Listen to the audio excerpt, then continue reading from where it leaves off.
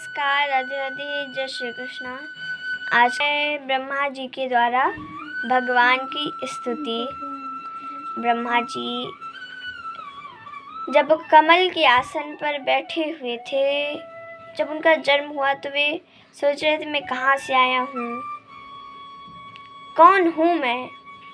इसका पता लगाने के लिए वे आसपास देख रहे थे, लेकिन उन्हें कुछ नहीं दिखा, आकाश ही था। फिर वे अपने जिस कमल से वे उत्पन्न हुए थे उसके नाल पर गए, लेकिन तभी भी कुछ नहीं मिला उन्हें।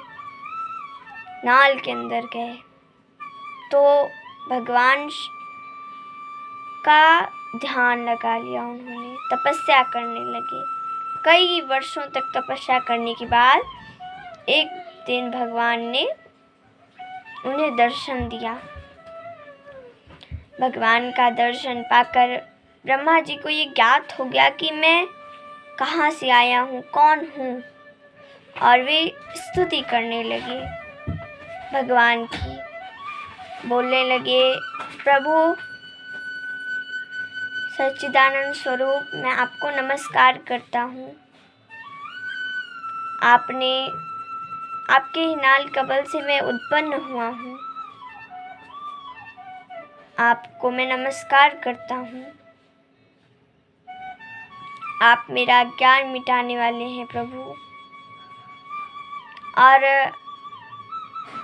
मैं तो सोच रहा था कि चलकर अपनी कमल की नाल के अंदर देखता हूँ कि कहाँ है इसका अंत, इस नाल का अंत। लेकिन भगवान आपकी माया थी।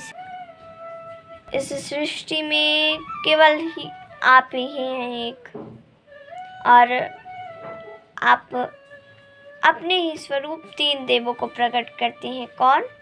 एक खुद रहते हैं, एक ब्रह्मा, हमें आप प्रकट करते हैं, हमें आपने प्रकट किया है, और तीसरा महादेव जी को आप प्रकट करते हैं।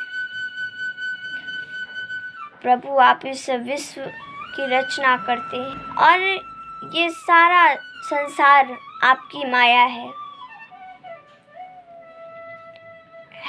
ये कुछ नहीं, बस आपकी माया है ये सब। प्रभु मैं आपके चरणों में प्रणाम करता हूँ, और सदैव से ही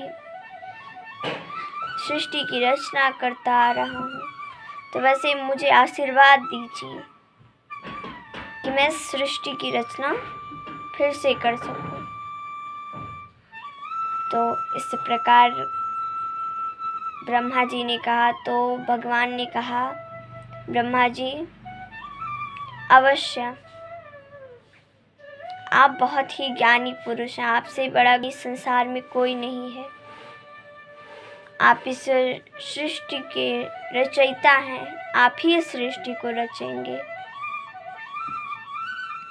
इस प्रकार आशीर्वाद देकर भगवान वहाँ से अंतर्धान हो गए। आज की कथा हमारी यही समाप्त होती है। कल की हमारी कथा रहेगी 10 सृष्टि का वर्णन। नमस्कार, राधे राधे, जय श्री कृष्ण।